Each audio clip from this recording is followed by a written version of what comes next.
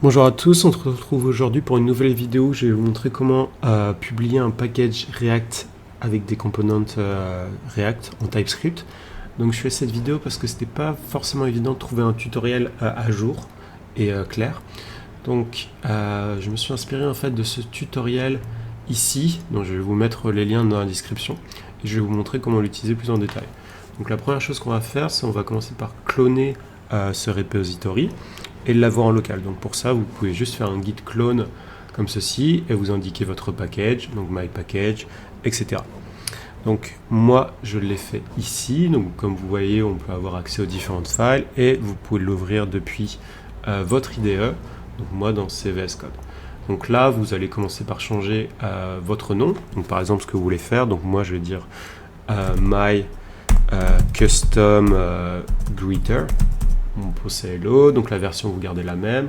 Là vous dites ce que ça fait, donc a simple component to say hello par exemple. Et donc ici vous pouvez juste en fait remplacer donc votre nom par votre nom. Et bien sûr, comme le GitHub, vous aurez plus celui de la personne, mais le vôtre. Donc par exemple l'endroit où vous avez publié, donc moi ce sera padash pour coder et donc custom component greeter. Donc vous faites la même chose ici et donc comme vous pouvez le voir en fait ce paquet JSON ça va renseigner donc les dépendances dont vous avez besoin lorsque vous développez. Donc dans notre cas présent c'est React, le TypeScript, etc. Et tout le code en fait va se passer ici, donc au niveau de l'index. Donc l'index en fait va être la porte d'entrée de votre package et c'est là où en fait elle va vous dire où chercher les files. Et donc ensuite, comme vous pouvez le voir ici, donc la personne avait créé un counter comme exemple. Et donc en fait ce counter c'est un component fonctionnel React très basique et comme vous voyez en fait il importe depuis React, etc. Donc si vous avez pas ça, vous avez juste à runner un npm install pour qu'il installe en fait tout ce qui va se trouver dans le package dans les dépendances, et au cas où vous voulez rajouter de nouvelles choses, vous mettez juste npm install, le nom de votre package et -d. -d en fait c'est pour installer justement dans les dev dependencies. Donc moi ce que j'ai envie de faire, je vais juste faire un truc genre greeter, donc je vais créer en fait un nouveau component qui cette fois-ci va juste dire hello, donc je vais m'inspirer en fait de ce qu'il a fait ici, hop. Et donc ce greeter, donc voilà, et donc en entrée il va prendre le nom de la personne, voilà, et en fait tout ce qu'il va faire c'est dire bonjour, bonjour, et donc le nom de la personne. Voilà. Donc j'ai créé en fait mon component greeter, donc il est ici, et donc si j'ai envie de l'avoir en dehors de mon package, il faut également que je fasse pareil qu'ici, donc c'est-à-dire l'exporter. Donc ici je vais l'export from greeter. Voilà. Donc une fois que cela est fait, j'ai juste en fait à commit, à faire les choses, et je peux également faire un npm run build pour vérifier qu'en fait tout se passe bien et que mon package n'a pas de choses. Donc là vous voyez qu'il y a des erreurs et en fait ces erreurs elles viennent de les dépendants justement dans le package, et donc je vais fixer tout de suite. Et donc comme je vous disais en fait le souci c'est que ça vient vraiment des versions, donc c'est ça qui est assez chiant avec les composants React, etc. installés. Donc pour moi j'ai juste installé en fait les types React DOM et React Transition Group qui manquaient en fait. Donc une fois que ça c'est fait, vous allez juste faire un npm install et ensuite un npm run build. Et donc normalement si vous avez pas d'erreur, en fait ce qui va se passer c'est que il va vous générer en fait un dist, et en fait la dist ça va contenir en fait tous les fichiers qui pourront être mis à disposition lorsque quelqu'un voudra importer votre package. Et donc vous voyez qu'ici il y a bien le greeter, il y a bien le counter qui est resté, etc. Donc une fois que ça c'est fait, vous allez maintenant créer en fait un count npm. Donc pour cela vous allez ici, vous allez faire subscribe, s'inscrire. Donc vous avez juste à renseigner votre adresse mail et à faire l'OTP également pour en fait valider votre account et pour être sûr de pouvoir le faire. Donc une fois que ça c'est fait, vous avez juste à faire ici npm logging et je vous laisse vous authentifier. Et donc, une fois que vous êtes authentifié, vous avez juste à faire npm publish .-dist. Et en fait, du coup, ça va publier tout ce qu'il y a ici.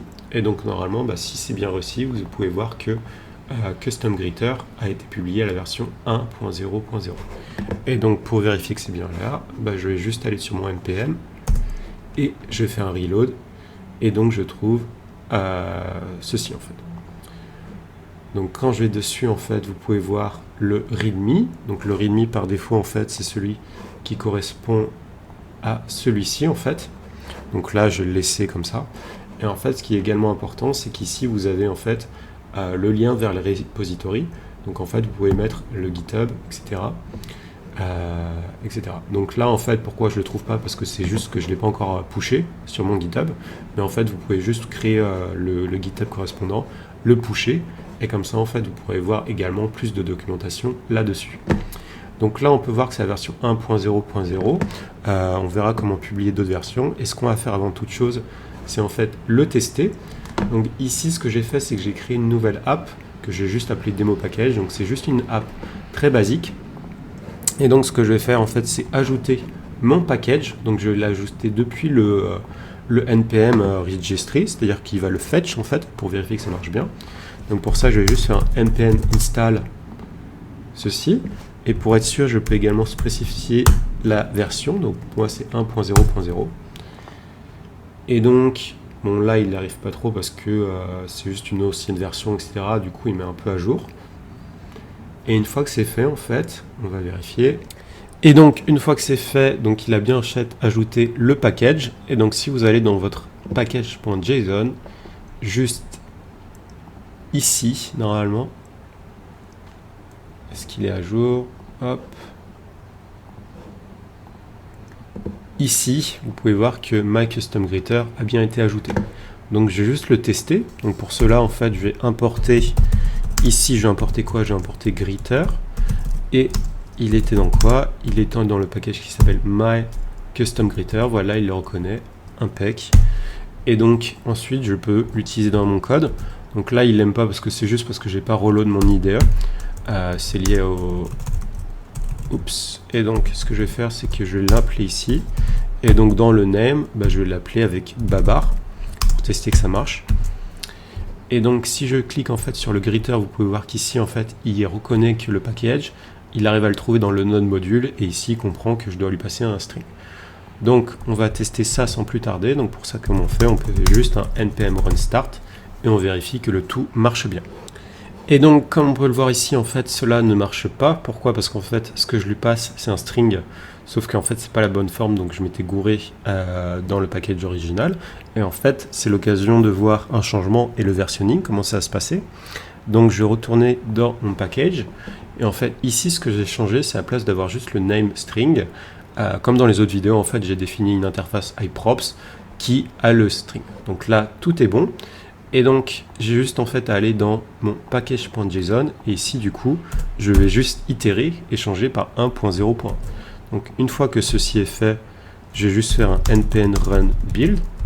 Encore.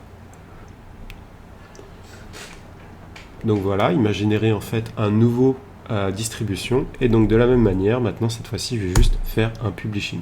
Et donc, j'ai bien maintenant en fait publié mon nouveau package. Donc, je vérifie. Et donc voilà, donc là vous voyez que 1.0.1, donc qui est la nouvelle version.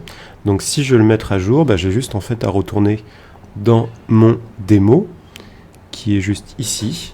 Et donc ici, je peux carrément en fait juste le changer ici, et de dire en fait, j'ai envie d'avoir la version 1.0.1. Et donc si je fais un npm install, ou alors je peux en fait carrément faire myCustomGreeter at 1.0.1. Mais il va le vérifier. Donc là, il ne l'a pas trouvé. C'est assez étrange. C'est peut-être parce qu'en fait, comme il est trop récent, il n'était pas encore actualisé. Mais du coup, j'ai juste changé par le 1.0.1 comme ceci. En fait, j'ai résolu l'erreur. C'était juste une erreur de typo. Donc, dans mon package JSON, je disais qu'il y a bien le 1.0.1. Et donc maintenant, je fais juste un npm install. Et donc, en fait, il va détecter le changement. Et donc maintenant, si je retourne dans la.tsx, il va comprendre que normalement, ça doit être le nouveau package. Donc ici, vous voyez que ça a un peu changé la syntaxe. Et donc maintenant, si je fais un npm run start, npm run start, et donc cette fois-ci, on a bien le bonjour Babarb, donc il reste le times du compteur qu'on n'avait pas enlevé, donc ça vous pouvez l'enlever. Et donc sur npm, j'ai bien en fait mes différentes versions. Donc je m'étais trompé tout à l'heure, en fait j'avais publié une autre version d'un autre nom, mais en fait c'est bien le 1.0.1. Et donc si vous voulez voir les différentes versions que vous avez, vous allez juste ici. Donc une question, vous allez en fait ici, et là normalement vous allez version ici. Une question que certains peuvent se poser, c'est j'ai pas envie de publier la version, j'ai juste envie de le faire en local. Donc pour cela en fait c'est également possible. Vous pouvez juste faire un npm link, et en fait du coup ça va en fait linker votre package à le mettre à disposition dans votre version locale sans avoir besoin de publier une nouvelle version à chaque fois. Et donc dans votre autre package vous pouvez juste faire npm link le nom de votre package pour le tester en local.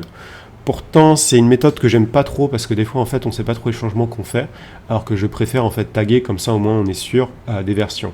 Il y a également quelque chose, in case vous passez en production et que vous n'êtes pas sûr de la version, en fait, vous pouvez juste créer un nouveau repo, donc un peu là comme j'ai, quoi, où en fait vous pouvez avoir le premier, là c'est votre vrai repo, et ça c'est plus un truc de debug. Ça se trouve, ça peut être également private en fait à la place d'être public. Donc vous voyez qu'ici vous pouvez mettre des private packages et comme ça peut vous permettre de résoudre. Donc n'hésitez pas à faire un pouce bleu. Je remercie beaucoup cette personne pour avoir créé ce package qui m'a beaucoup aidé, vu que ça a pris beaucoup de temps. N'hésitez pas à mettre un pouce bleu, à mettre un comment, etc. Et on se retrouve très bientôt pour de nouvelles vidéos. Merci beaucoup.